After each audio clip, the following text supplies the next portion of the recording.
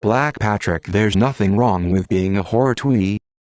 What's the worst thing that can happen? That's the question I asked myself before responding when Thuy sent me a text message from her mom's phone asking for my professional help.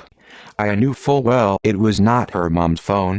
Thuy's lack of credibility and history of dishonesty are a couple of the reasons why I had blocked her primary number, necessitating the mom's phone ruse on her part. Everybody deserves a second chance, they say. They are wrong. Thuy is a sex worker by profession, with many of her 40-something years on this planet seeing her in various positions at nude and topless clubs from Pasadena to downtown Los Angeles and beyond. No need to mention how she was able to service the public and partially fulfill her need for approval during the pandemic when all of the clubs were closed. It's not a bad idea to maintain a side hustle, I am told. All I know is she was exhausted with all that travel.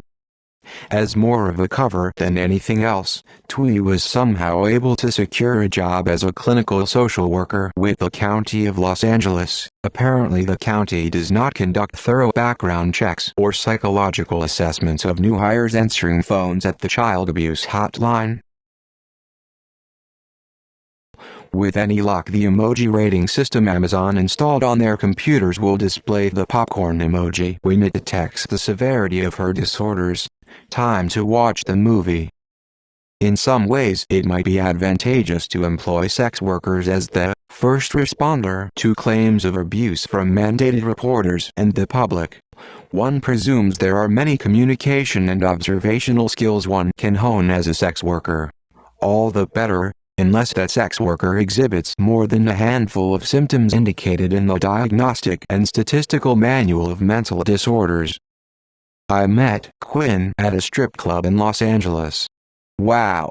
A semi-attractive Asian woman wearing glasses and a bikini after midnight on the outskirts of downtown Los Angeles? Awesome! What are the odds? For some reason she gave me her phone number and I began to text her occasionally, asking her out. Mostly, she ignored me, for the most part, until one day she said yes to my dinner invitation. We had dinner. I asked Quinn if she was interested in me. She said no, she got too hammered to drive home. I drove her and her scion to her home in a senior housing facility in Chinatown and thought, what an idiot about her for not being interested in me as I rode a metro bike back to my car under Disney Hall. Then the grooming began. I was never expecting to hear from the woman claiming to be Quinn again. After all, she was not interested in me, so it was a surprise to continue to receive Patrick. Good morning. Texts from the person who named herself after the comic book character Harley Quinn for use when doing sex work stuff. Sometimes a cute emoji crafted to look like a dorky cubicle dweller with glasses and a coffee cup accompanied the text. My responses were usually met with a, "What are you doing later?" Then, frequently, her old standby after back and forth would be something like, "I'm thinking about going to Water Grill," or, "I'm thinking about going to see," fill in the vapid comic book film title. The incessant attention Quinn paid me is, I now know, referred to as grooming or love bombing by experts in the field of mental disorders, also known as people who study but never fix people fucked up in the head. Apparently it is a common tactic used by child molesters, creepy neighbors, foster parents, police officers and other predators to enchant victims. That behavior is likely genetic and baked right into that damaged brain of hers, as it seems to be an effortless and instinctual part of her modus operandi. Anyway, eventually I learned the creepy predator's real name over sushi near the UPS store in Alhambra, where Thuy receives packages of all sorts and mail from people who she doesn't want to know her home address. Amazingly, that UPS store location still does not offer a discount for sex workers, strippers, or prostitutes despite my frequent lobbying for that on behalf of Thuy. Everybody should have a mail drop, a stage name, and a burner phone. Right, Thuy? What's the harm in continuing to hang out with Thuy? I wondered. You can't really have too many friends. And I was intrigued by that unique way of staying in touch with people. Perhaps I can learn something from her, I thought. So we met occasionally for dinner, happy hour, movies, comedy club shows, and even celebrated birthdays together. More often than not, these activities occurred unpredictably, as Thuy had a habit of canceling at the last minute. I understood. As a stripper and antisocial personality disorder butterfly, she likely found something or someone better to do after casting such a wide net from the office that morning and juggling dudes all afternoon. Eventually I tired of her bullshit and blocked her number. I think you blocked my number. It had been a minute since I had spoken with Thuy, so, when I received the message from Mom's phone, I decided to give Thuy another chance. I helped her with a business transaction wherein Thuy was able to complete her financial obligations by depositing a large amount of cash stashed at home and liquidating pounds and pounds of precious metals. At the conclusion of the transaction, Thuy was surprisingly unprepared to live in the property she bought, so I agreed to move in for 6 months. I moved in, saw Thuy occasionally, whatever. As the end of the 6th month arrived, I offered to extend my tenancy. She told me her friend was moving in, all good. About 3 weeks after her friend the Hungarian DJ moved in, she called begging me to move back in. She was heartbroken. She had said many hurtful things to the dude from Buda or Pest on a Friday, somewhat of a special day for Thuy, and, as he broke character in broken English, the DJ told her she was manipulative. Whoa. She claimed to be devastated. It was all weird. Anyway, I agreed to move back in after his 6-month sentence was served. She said, "Yay. I want a pole so I can dance for you. The kind that spins." And the often repeated, "I owe you one." What that one was I never wanted to know. So, I moved back in. She told me again, "I want a pole so I can dance for you." For the 20th time, I was on Amazon already and told her I was ordering one right that second. She said, "No. The ceilings are too high." Too late. The pole was already on its way. She was right. The ceilings were too high. Eventually the pole extension arrived. All was well. The pole caused no damage to her condominium on Spring Street, unlike the one at her other place in Altadena. That poor family. I didn't really want Thuy to come over and dance for me, but ordering the pole was a small price to pay to stop the begging and end this particular weird, easy to see through manipulative con. It's difficult to enjoy watching people struggle unless you are Thuy. Once the pole was installed and thoroughly tested, the occasional call from a wasted Thuy at midnight asking to come over and do some pole work meant it was time to put children's programming on the TV to distract and occupy her. Yay. You're watching Wonder Woman. It had become clear to me her entire deal and reason for living was deception and manipulation due to weekly, if not daily, examples of as much. There were the same, "Patrick. Good morning," and "What are you doing later? I'm thinking about," text messages. And, just like the majority of occasions we had planned to meet in the past, before I blocked her number, she almost always canceled at the last minute. When it happened, I was, somehow, deeply affected, despite knowing her cancellation was almost always likely to happen. So I googled, "bail at the last minute, affect," and found out what was really going on with her. It's a bad idea to mix Xanax with alcohol and Thuy. I won't bore you with everything I learned from Dr. Todd Grand. Suffice it to say I learned that less than 1% of the female population exhibit the collection of personality traits Thuy wears like a badge of honor, and most of those women are in prison. Yikes. And you're never supposed to tell the one you are researching that you know what you know. And, importantly, catchphrases like narcissistic abuse and narcissistic supply are best left unused. Well, thanks to the power of Xanax and alcohol, I decided to tell her all about herself at Redbird, another of Thuy's haunts where she has a fool on standby. Did I say Redbird? I probably meant Melody Lounge. Shout out to the Fig and Olive and Bar Franco posses. Dots in the form of Thuy's stories, my observations, and her behavior connected.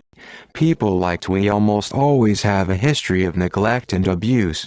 Much like serial killers, a record of childhood animal abuse, torture, killing is likely. Studies show that, more often than not, environmental and genetic factors are both present in people with traits such as Thuy's. You might say these creatures are born ready to spread misery.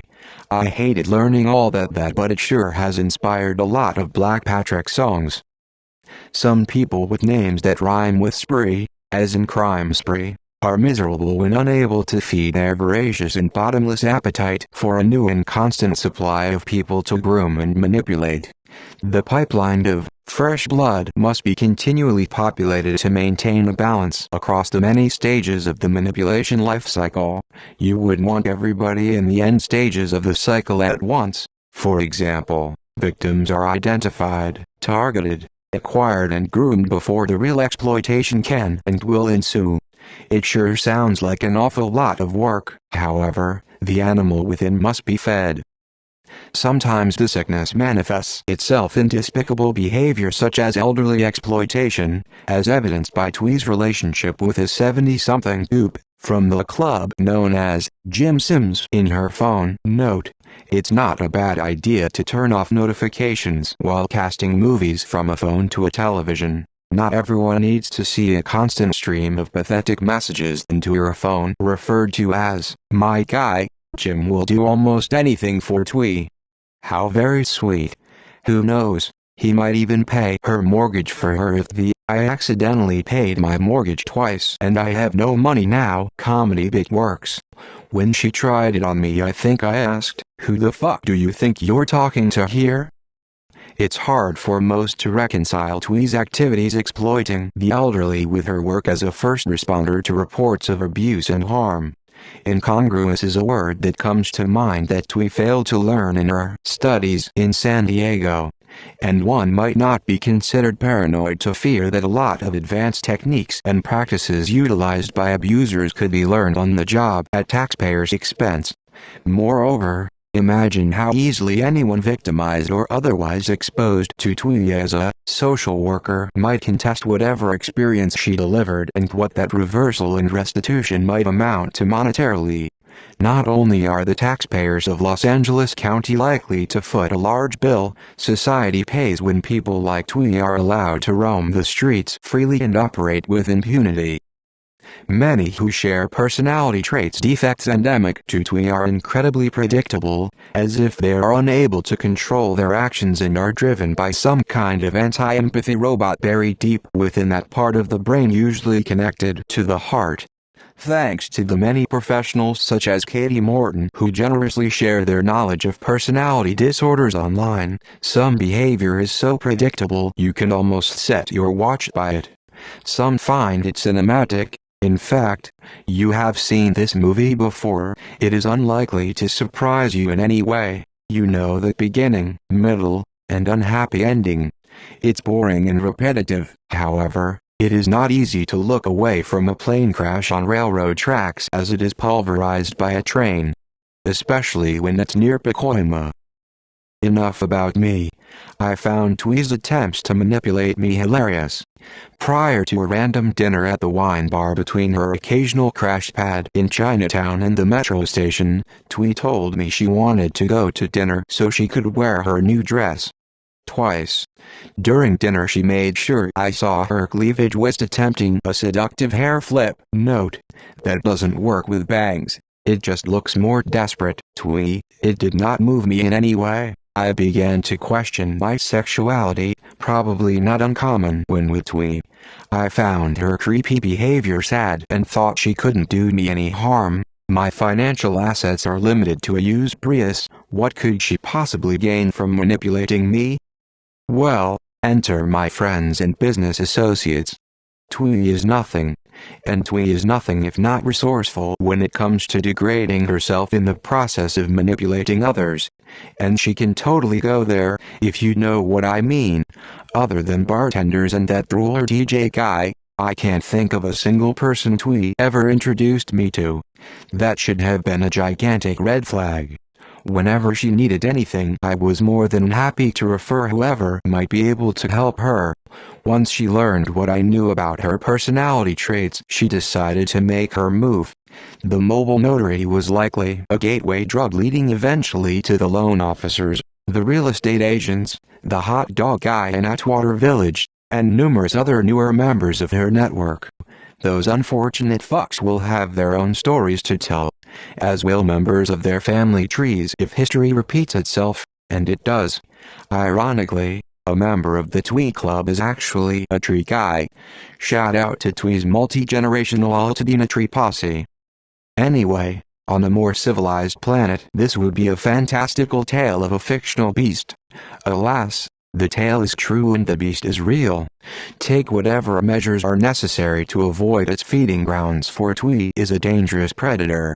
Realize that many men and more than a few women are easy targets for a sometimes charming, semi-attractive, middle-aged, one-eyed Vietcong whore exuding full vulnerability and promising whatever in the form of, "I owe you one." Fish meat barrel. One word of advice: don't introduce her to your kids. She will fuck them. Black Patrick is a Los Angeles-based artist, musician and writer constantly gathering material. Black Patrick is often described by Black Patrick as fearless and fiercely independent and not the least bit bitter.